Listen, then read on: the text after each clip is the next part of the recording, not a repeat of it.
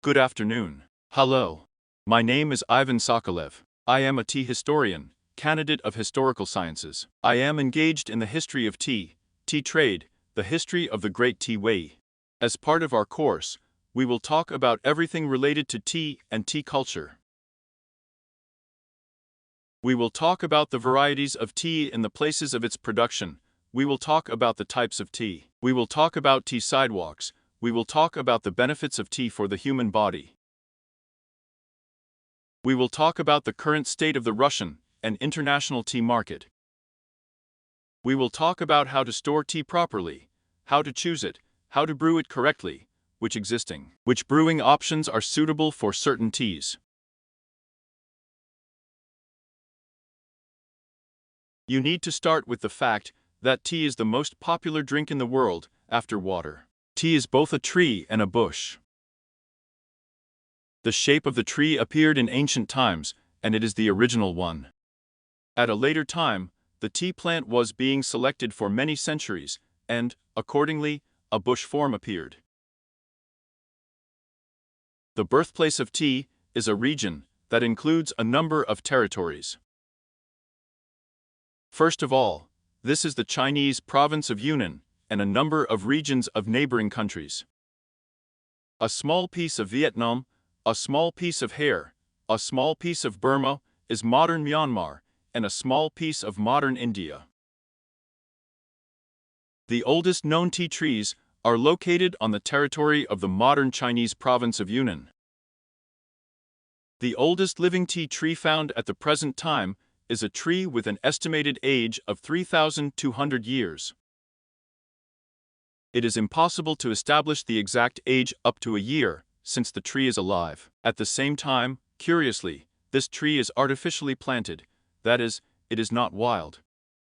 How do we know that? We know this because when in ancient times, more than 3,000 years ago, this tree was planted in an ancient tea garden. It was cropped, that is, it was artificially pruned at a young age in order to make it easier to collect the tea leaf.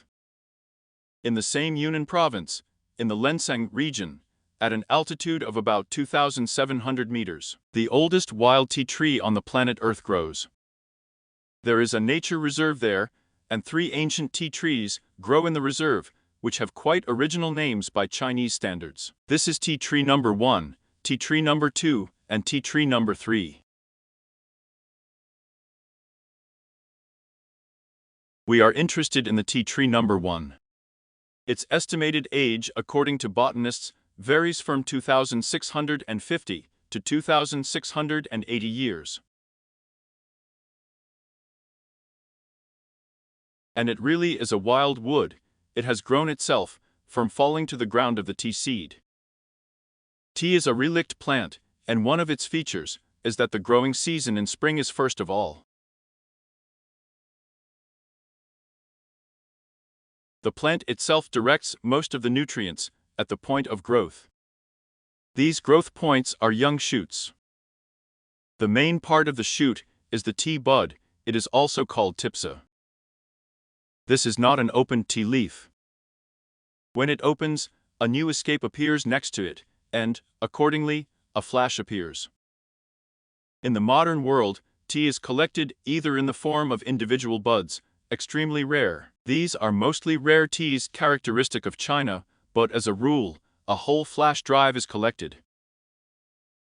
Actually, the propagation of the tea bush is carried out either by seeds, as is customary in the Chinese province of Yunnan, or by cuttings. What's the difference? The difference is that if we plant a tea seed, we get plants with new signs. That is, it will be a fundamentally new plant.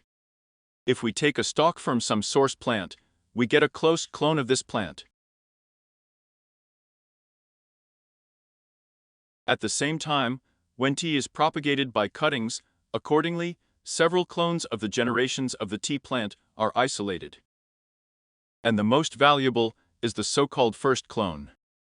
That is, after a twig breaks off from the original tree, it turns into a separate tree. It retains the maximum of the original features of this base plant.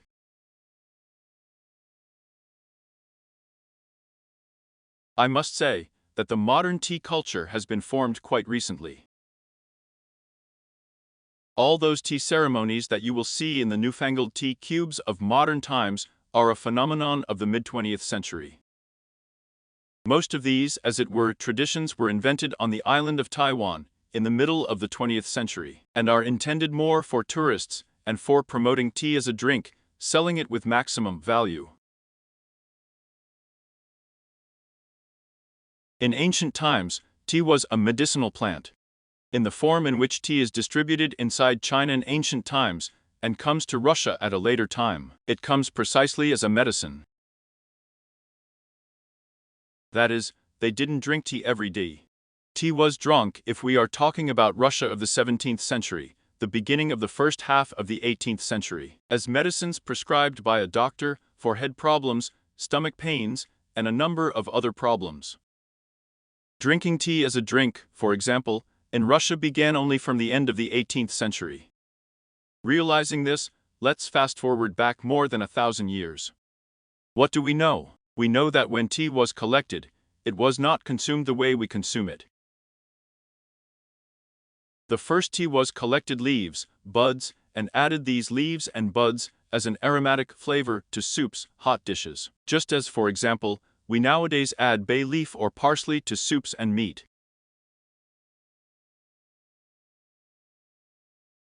At the same time, a number of mountain peoples living in the Chinese province of Yunnan in the mountains and in neighboring regions still consume tea in other forms than we are used to consuming. In particular, in the territory of the north of modern Vietnam, in part of Burma, tea is fermented, for example, in the same way as we pickle cabbage. If we are talking about Yunnan, there is a tradition of consuming so-called bamboo tea bamboo. What is he like? A huge bamboo trunk is being cut down in the jungle. What is it cut in such a way that the rhizome at the bottom seals this trunk here? A natural flask is formed, into which mountain water is poured, and this is put on a burning bonfire. And then, there are two consumption options. The first option of consumption is to take, banally tear off a branch from a tea tree with leaves, dry this branch over a not strong fire, and tear off the leaves and throw them into a natural flask from this bamboo trunk, so that tea is brewed in it.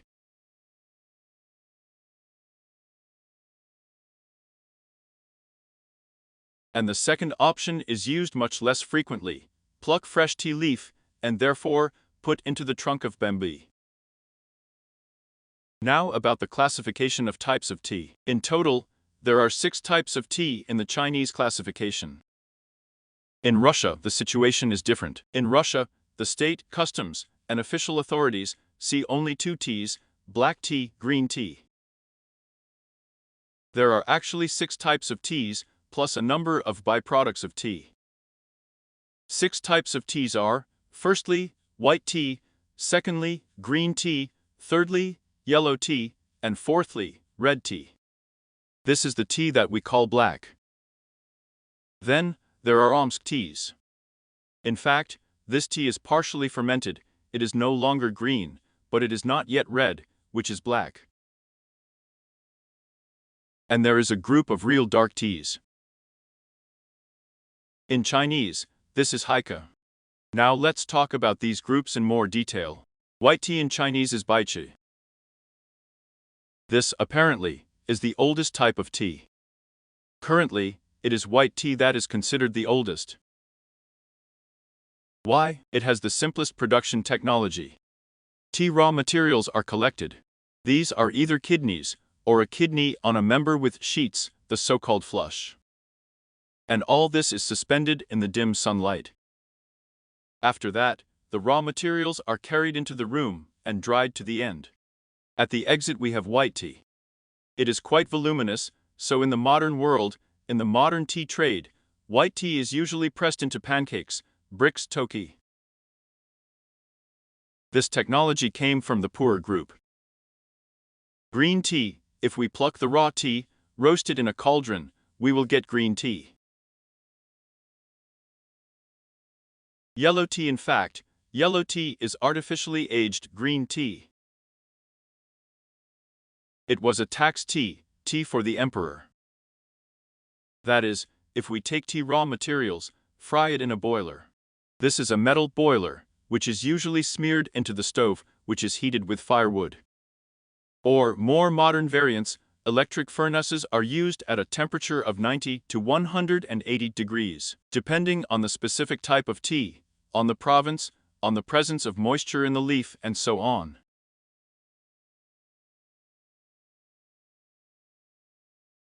And, having fried the tea for the production of yellow tea, we pack it still hot in a special paper, or in a special cloth. Nowadays, an ordinary polymer bag is usually used, where the tea heats itself, languishes, and artfully ages. In the production of yellow tea, there are usually several stages of roasting and languishing tea, in the appropriate packaging in our time polymer. Then we'll talk about the characters. It's partially fermented, it's not green tea anymore, but it's not red tea yet, the one we call black. There are two main types of Uno. In addition to the fact that they are divided on a territorial basis, they are divided into light and dark. A typical example of light teas is Tiguanin tea, one of the most popular teas in modern Russia. A typical example of dark teas is Dan Pao, which exists both as a monosort and as a blend. Raw materials of Shukshan and Zhugui. The difference lies in the degree of fermentation. Less fermented leaf, lighter, closer to green teas. These are the light ones. A more fermented leaf is closer to red teas, respectively dark ones. In the production of Unev, a mandatory stage is shaking. That is, the sheet is damaged in a special way, but it is not completely damaged. Then, there is red tea, the one we call black. During the production of this tea, it is necessary to crumple it so that the juice comes out, and then, as a rule, baking takes place in an electric oven in our time. Here, we get the tea that we are used to. At the same time, there is an older technology that is beginning to actively spread in our time. This is the technology of shaken tea, literally sunny red. Nowadays, it is also called the new red tea. In fact, it is an old red tea. What's the difference? The difference is that the final drying of raw materials is not carried out in an electric furnace, but using ordinary bright sunlight. In this case, the tea retains its ripening potential and will change quite actively, as many pu'er with aging change. And then, there is a large group of haik, literally dark tea. This group includes a number of teas. This, in addition to pu'er, includes lubao tea, one of the quite ancient teas. There are several technologies for the production of this tea, and all of them are more than 100 years old. There are Hubei tea stoves. This is a technology created in the 19th century by Russian merchants in northern China. There is a technology for the production of haika and zanhui. This is tea with mold. The most famous part is the pu'er, which in turn are divided into two large groups. This is shen pu'er. In the modern jargon of the Russian tea market, green pu'er. In English, the same che is designated as raf pu'er. And a shupur is a ready-made pu'er. In modern Russian tea jargon, it is black pu'er. In English, there are two types of designation of this tea. It is rip pu'er, that is, dead pu'er, and kukit pu'er, actually, ready pu'er. The classic variant is shen pu'er. What is it? It is actually a green tea made from tea trees of the Yunnan province of China.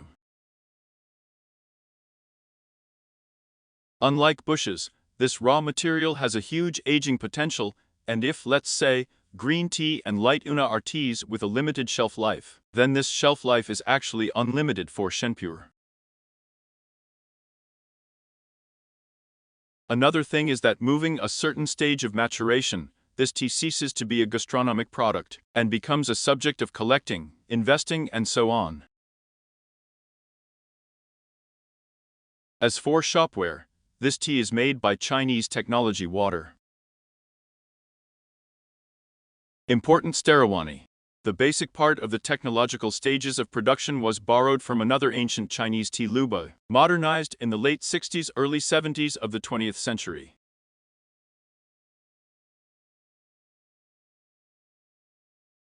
That is, it is a fairly young tea. The goal is very simple, to artificially age tea, that is, not to undergo aging for 10, 15, 20 years, but immediately get a finished product that is optimal for consumption and the most useful for the stomach. What is a shupure? In fact, it takes a concrete-filled floor. A huge pile of tea is laid out on it. After that, a bunch of tea is poured with water and covered. Previously, they were covered with a tarpaulin. Now a special thermal fabric is used. Why is this done? In fact, we get a compost heap. What's the difference? Compost heap, if someone has a change, understand what I'm talking about. It's a process of uncontrolled rotting or fermentation in a different way.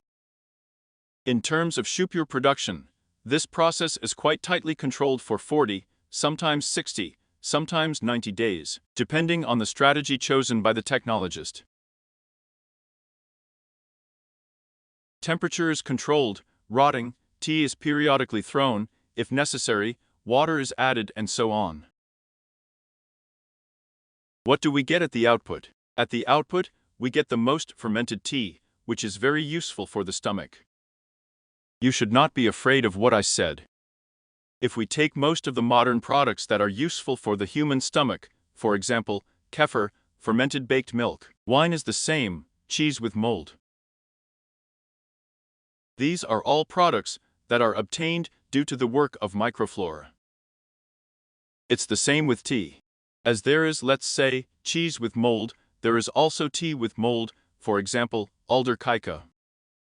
And the point is very simple. Microflora processes the tea leaf, changes the chemical composition of tea in such a way that it is optimally absorbed by the human stomach and adds additional bonuses in parallel. There are byproducts of tea production. In particular, when shupure tea is produced, an additional fraction is formed. Previously, this fraction was considered production waste, in particular, in the 90s. At the beginning of the 2000th years, this raw material was simply thrown away. These are the so-called tea heads. When the process takes place with water, the important stirred of any fermentation in heaps. A crust forms on the tea. Where the tea heats up the most, where there is the most water, and where that part of the tea leaves, where there is a large amount of gluten, it sticks into such lumps. When sorting the raw material before it is deleted, and was considered a departure from the production. At a later time, this raw material began to be actively supplied by the Chinese, who in fact did not need it, to the European market, to the market of the United States of America, and this tea came to Russia. I must say that he has a special gastronomic quality, and under certain conditions, consumption is even more interesting than the classic supper. Nowadays, oddly enough, even within China, the attitude towards this byproduct is changing, and it becomes a separate, quite interesting product presented on the tea market. Chado is tea heads, literal translation, or Lao Shitu is old tea heads. What's the difference? That is, if these tea heads were left over from the production of shupure tea relatively recently, let's say they are a year, 2 to 3 years old. This tea is referred to simply as Shitu in trade, and has a subgradation, for example, large tea heads, small tea heads. For example, small young tea heads are Zhao Shitu small tea heads. If these tea heads are made from raw materials, and were stored for some time by the seller, in fact remained unclaimed for sale, they get the name Loch, then the old tea head. That is, it is a raw material with an aging of 5 or more years. Also, it has an additional internal classification we won't touch, she is very specialized. Suffice it to say that the raw materials are divided according to the tours, what it is we will talk about separately, and according to the age of tea trees. And for example, there are shupures made from raw materials collected from old and even ancient tea trees. Accordingly, in the production process of these teas also produces some amount of tea heads. And there are, in addition to just, let's say, chat tea heads, for example, Gushu chats are tea heads made from raw materials from old trees aged from 100 years or more. And in addition, there are two more categories of tea that are not included in the classification but are important. If you want to understand tea and understand what it is, you, one way or another, need to have knowledge about these byproducts. The first byproduct is the so-called Wang Pian. In fact, it's a fallen leaf. That is, very often Chinese peasants collect a fallen leaf under old ancient tea trees. That is, it is a leaf that withered right on the tree, broke off and fell. They go, collect this raw material, and brew it with hot water, and consume it as a drink. Naturally, this is not even white tea, because this product has not been processed. And now this tea belongs to the category of such kind of tea surrogates. In other words, it does not have a special value, even if it is raw materials from old and ancient tea trees. But because it has not been processed, it is less useful for the human body. Accordingly, its value in the tea market and in China, and in the world, and in Russia, it is quite low.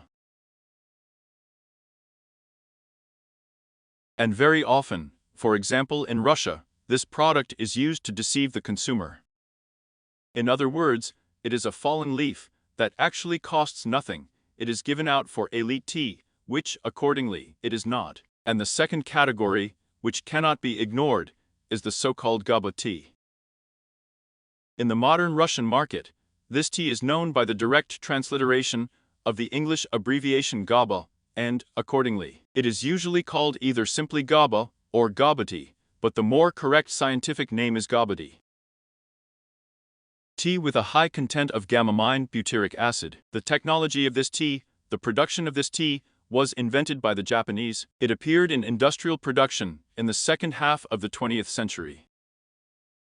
And in our time, Gaba is also produced in Japan and on the territory of the island of Taiwan. The mainland of China is the People's Republic of China. This tea is also produced, but in the form of fakes. The meaning of Gaba tea is that tea is fermented not in an environment in which oxygen is present, as it happens with other teas, but in special either bar chambers or in special roasting cabinets with more modern technologies.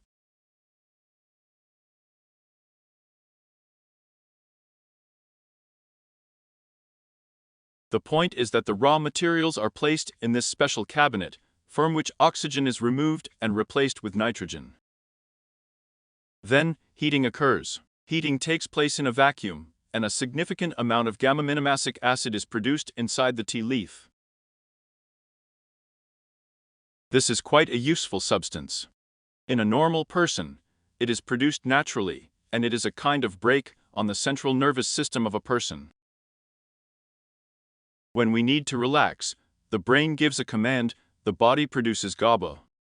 The realities of modern life are such that in the modern world, this is especially true of large cities, the rhythm of sleep, the rhythm of rest, it is greatly disturbed, diseases and other factors. All this affects the process itself in a person's life, and it is necessary to compensate for this gamma-aminoacidic acid artificially.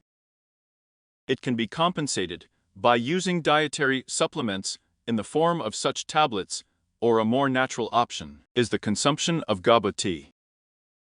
In particular, GABA is usually consumed in tablet form by those people who are engaged in fitness, athletes, including athletes from the category of high-achievement sports. This is a legal product that is quite useful for the human body. Now let's move on to the classification by the place of tea production. There are several main regions of the world where tea is produced. First of all, the so-called mainland teas. These are products manufactured on the territory of the People's Republic of China. There are quite a lot of them. A separate group is Taiwanese tea. Taiwan is now, at the moment, positioning itself as a separate part of China. And it so happened that this island, it was once under Japanese occupation. Kuomintang members from China fled there. To put it more clearly, the Chinese white communists seized the mainland of China, and the Chinese white Kuomintang, they fled to Taiwan. And quite a lot of people who were engaged in the production of high-quality tea ran with them.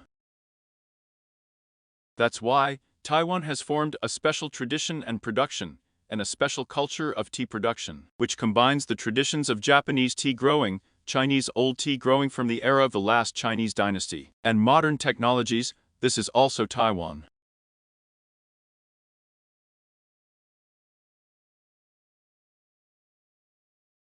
In addition, a separate category of tea is the old lotch tea.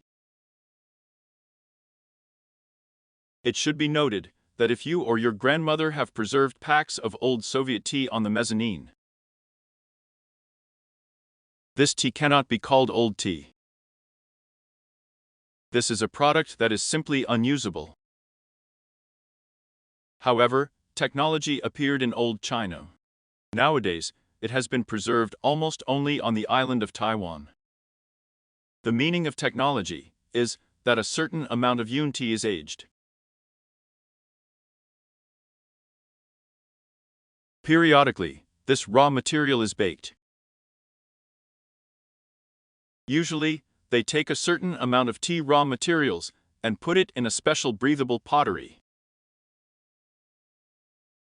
Usually these are such small ceramic vessels. Tea is laid there, it is sealed, and the vessel, tied on the neck, is suspended from the roof of a house in Taiwan. Periodically, this raw material is extracted from this breathing clay and baked over the coals of fruit trees covered with ash or ash, respectively. Why is this done? When the tea is in a breathable clay, where the pores are present, naturally, by this time it begins to rot. There the microflora begins to work, limited oxygen access. These processes slow down as much as possible, and periodically the raw materials from this clay vessel are extracted and baked. For what? In order to remove this microflora, which works and turns some substances in the tea leaf into others. Then, accordingly, this raw material is put back into this clay vessel. He is left to himself again for a while, the microflora appears there again, then the baking cycle is carried out again. It is killed again. The result is quite interesting.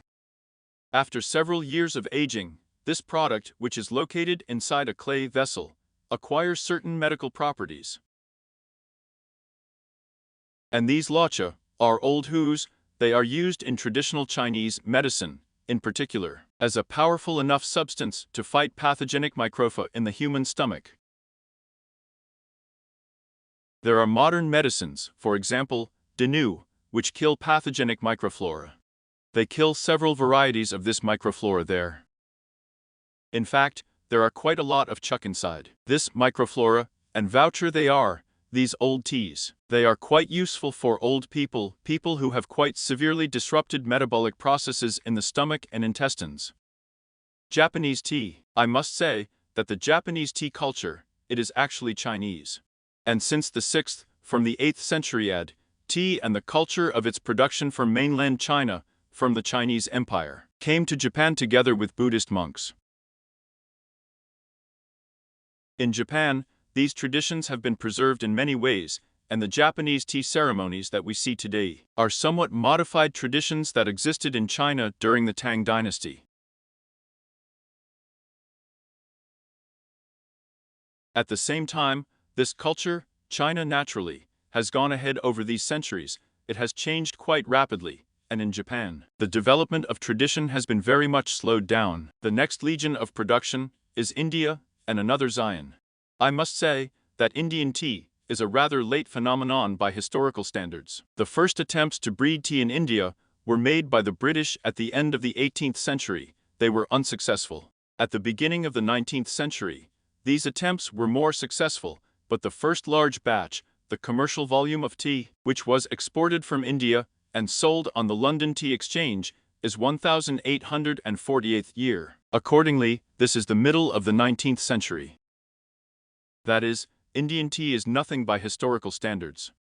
But as for Xi'an tea, this is an even later phenomenon of the first attempt to breed tea in Xi'an on an industrial scale. They fell on the 70s of the 19th century. The first commercial volumes of tea, which Xi'an, modern Sri Lanka, began to give to world markets, are the 90s of the 19th century, actually at the turn of the century. There are also a number of other regions of the world in our time. These are shadows. This is Vietnam. In principle, tea is grown nowadays on all continents, except, in fact, Antarctica. In the history and culture of mankind, there are only two food products for which there is no price ceiling. What does this mean? This means that the price for them can be any, however large. These products are wine and tea. At the same time, both tea and wine, even losing their gastronomic properties, turn into a collectible.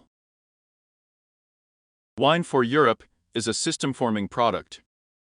In other words, the whole European culture, one way or another, is connected with winemaking. We take ancient Greece, this is the culture of winemaking. We take Truskov, we take Rome, we take France, we take Italy. This is all the culture of winemaking. If you look at Catholic cathedrals in Europe, you will see a vine there and everywhere.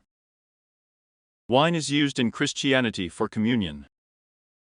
In fact, the entire Mediterranean culture of consumption, it is associated with winemaking. At the same time, it is curious what? It is curious that even the wine that ceases to be a food product, that is, these are bottles of the 19th century, the beginning of the 20th century, where there is no wine as such left. Everyone understands perfectly well that there is wine vinegar inside, which cannot be consumed in fact as wine. At the same time, this bottle here, sealed with the wine of some famous tea terroir, Bordeaux, Champagne, any other, good year. It itself turns into a kind of value, a collectible, an investment. And even in Europe, it's part of the money laundering business. That is, if let's say, in Russia, everyone wants to go from cashless to cashless, in Europe there has been a line for a long time to turn black criminal money into white money and transfer it to heirs. Here, in this regard, it is very profitable to buy a bottle of old wine at some closed auction and then sell it at an open auction, presenting it as your grandmother's inheritance. Fast forward to the east, to distant Asia. There we see a similar picture. Tea was laid out on the authority of the ancestors as an offering. It is widely consumed in Japan, Taiwan Island, the east coast of China, in the interior, including Tibet, Mongolia, Russian Siberia and the Far East, Korea, Vietnam, and a number of other regions, all drink tea. Similarly, old tea, primarily pu'er tea. Crossing the limit of aging in 20, 25 or more years, they begin to lose their gastronomic characteristics, but turn into a collectible.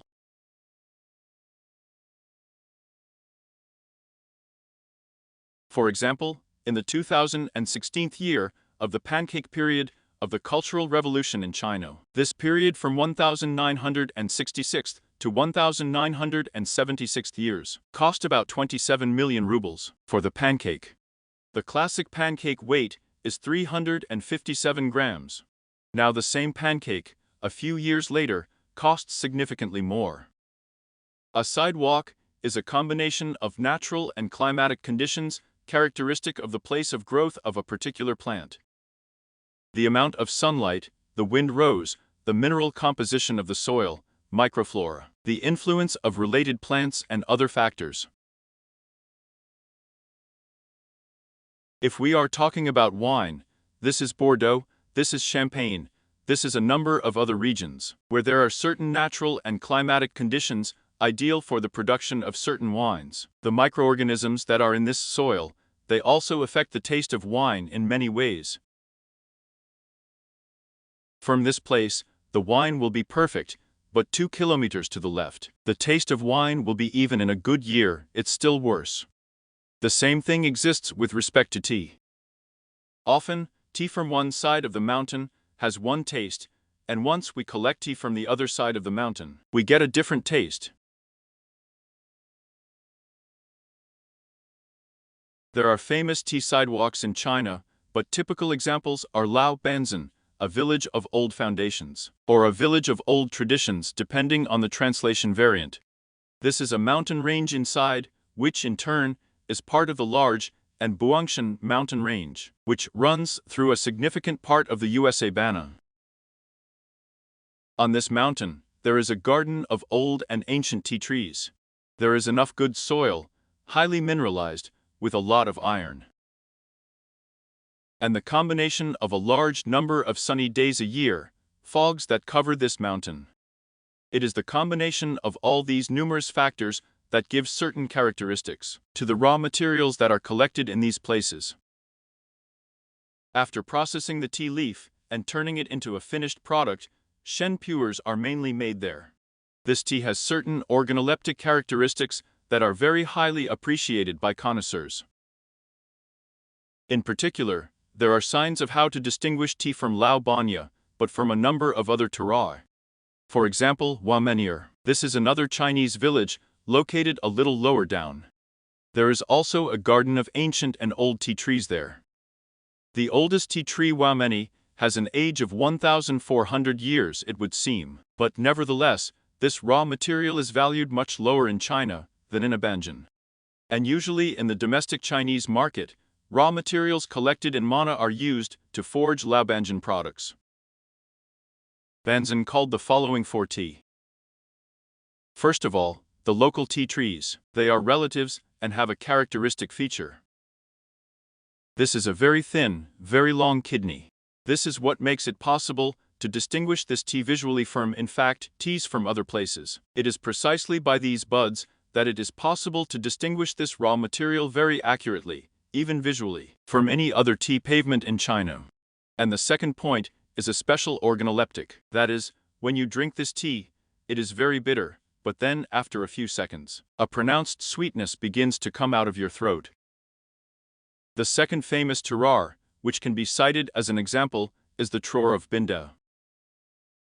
For a long time, for many decades, the main, most expensive tea in China was Laobanjan tea, if we take Pu'er. However, somewhere from the 2014 year, the demand for tea from Bendo began to grow sharply. This is another tea region, the Lisan district, where 3 tea villages with adjacent mountain areas were originally attributed to the Ben sidewalk. Nowadays, there are also 4 mountain villages, and, accordingly, a number of adjacent mountains. What are the features? The local raw materials are very fragrant. That is, tea, which is made from this raw material, is distinguished by floral, menthol flavor features, and a pronounced chill that is present in the taste. That is, it is the taste of such meadow wildflowers, with a mentavy, and with such a mentavy chill. Another famous tea terroir is, or nowadays it is the Maingla region. He is also in with Shenbana, as is Huabanjin. And this region, and why, the raw materials from there, it was a vegetable tea. It was delivered to the court of the Chinese emperor. Actually, there were quite a lot of fake teas in China. Since there were many dynasties, new emperors came to power, a council of officials gathered, which decided, in fact, what kind of tea the emperor would drink, what kind of food he would eat. And periodically there was a change of these imperial teas. There was a period when the imperial tea was pu'ers from the Yiwu region. There were periods when the imperial tea was green tea from the West Lake, from Lake Zihu, from the village of Unzi to the Dragon Well. Nowadays, Zihu Unzing tea is the main green tea of China. Tea has the official status of a national treasure of China and is one of the most expensive teas. The terroir is very limited. These are just a few hills, including the highest one. This is Shifen Peak.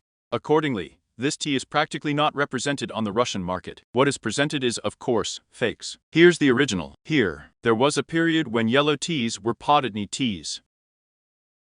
Well, and a number of other periods. Actually, returning to the topic of tea and wine. We have considered the concept of terroir.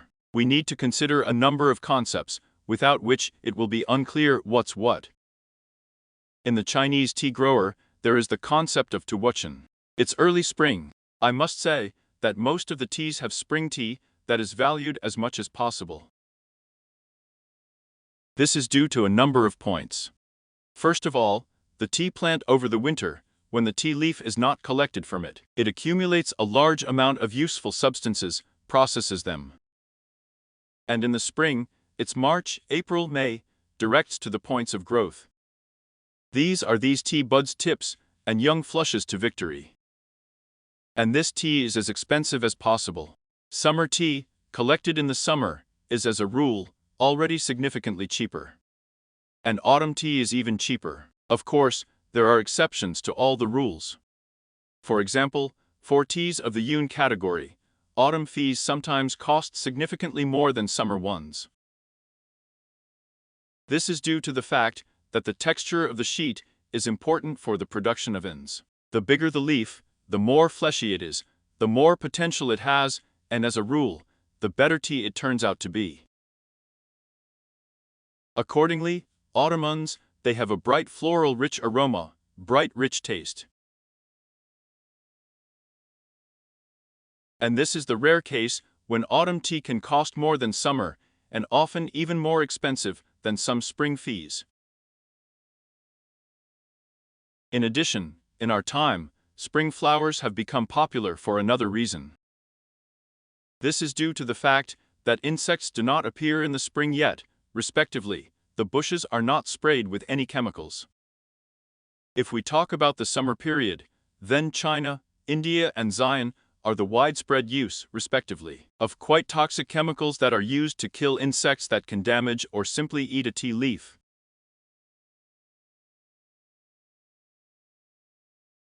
Unfortunately, many of these substances that are used for pollination of tea bushes, they do not decompose during tea production and are not removed from the tea leaf itself. Even if you wash this tea before use, there may still be some amount of harmful substances in the tea infusion. Since the Chinese and many others in particular are specialists in India, tea connoisseurs know this moment quite well. They highly appreciate spring tea. That is, the tea that has not yet been fed with fertilizers this year and has not been sprayed with any agricultural chemicals. As for the division of raw materials by gradation, there is a concept of punctuation tea, there is a concept of organic tea. And you need to understand what it is. If we are talking about the Chinese province of Yunnan, producing, for example, pu'er, and some other types of teas, then tea trees grow in a wild ecosystem. They can also grow directly in the jungle. Accordingly, in this case, during the harvest periods, people come to them and collect raw materials for tea production. This tea can also grow in ancient tea gardens. These are places with a fairly dense arrangement of tea trees. They are often taken care of throughout the year, and tea leaves are also collected during the harvest period. However, there is not enough quality tea from this raw material, and it is quite expensive. If we are talking about Xi'an, this is a modern Shlavanka. Then local conditions allow us to collect tea 11 months of the year out of 12 every 10 days. That is, imagine, a bush is planted, up to a year and a half, raw materials are usually not collected from it. Then, I start collecting tea raw materials quite actively from him, somewhere up to 4.5 years. Then the bush, accordingly, is removed, and a new one is planted in its place. What is the reason for this? This is due to the large amount of chemical fertilizers that are applied under this bush. For what? In order to be able to collect fresh tea leaves every 10 days, process it and turn it into tea that can be sold. Under these conditions, of course, tea does not have time to gain the benefits that wild teas gain, for example. Plus, as for wild teas, there is a very important feature there. Separately growing large tea trees, they have a fairly powerful immunity.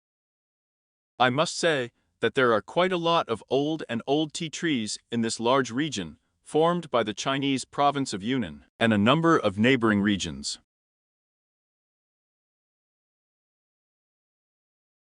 trees from 500 to 1,000 years old are just common. If we are talking about trees that are from 100 to 300 years old, this is a huge number, it's thousands of trees, and if not tens of thousands, and they have a certain peculiarity. That is, a tree that grows in a wild ecosystem, it has a fairly powerful natural immunity. These trees are not sprayed with agricultural chemicals. In addition, it is technically almost impossible to apply fertilizers under them. That is, if the tree itself can be higher than 10 meters, ancient tea houses respectively 1.5 times as high, 1.5 times as deep, the roots of this tree can go uphill. Accordingly, if someone decided to make fertilizer under this tree, they would have to dig banal pits in order to make these fertilizers. Naturally, this is virtually impossible. At the same time, old trees, having a powerful immunity, produce alkaloids, and prickles are natural poisons that protect plants from pests. Bugs, spiders, various insects, including a person who comes to these tea trees during the tea leaf harvest and collects the most valuable raw materials. Just like those tea buds, those young shoots that the tree throws out at the points of growth. By themselves, the injections do not pose a big threat to a person. At most, if you eat a few tea leaves, you will have indigestion. But of course, it is impossible to consume fresh tea leaves for a long period of time. All the technologies of tea production, they are sharpened to change the chemical composition in the tea leaf and turn these natural poisons into substances that are useful for the human body. Well, the simplest example. Imagine that you can be bitten by a snake, and its venom for you can be fatal. At the same time, if this poison is extracted from the snake in a certain way, it can be processed. It can be turned into medicines that can be used to solve some health problems. The same principle applies here. Processed tea leaf, it is much more beneficial for the human body than fresh. In addition to plantation tea, from which raw materials are collected quite often, there are organic plantations. Organic plantation tea are the same rows of bushes that are planted on the highways. What is a highway? A highway is when a mountain or a small home is taken and the land is processed on it with a kind of ledges. And a row of tea bushes is planted on each ledge. If we are talking about organic plantations, they exist on the territory of modern China. In particular, there are quite a lot of them in the Baoshan region of the Yunnan province of China. There are also organic plantations in the area of Lake Xiu. A number of other Chinese provinces also have certain regions in which organic tea is grown. In other words, it is a bush form of a tea plant that is not fed with chemical fertilizers, in particular, potash, but uses a natural fertilizer. This is the husk of legumes. In China, in Southeast Asia as a whole, it is soy, soybean showa, fish bones, and so on. Mutton kotyu. All this goes into business and is used to fertilize tea plantations. There are organic tea plantations on the island of Taiwan. They are on the territory of a number of prefectures in Japan.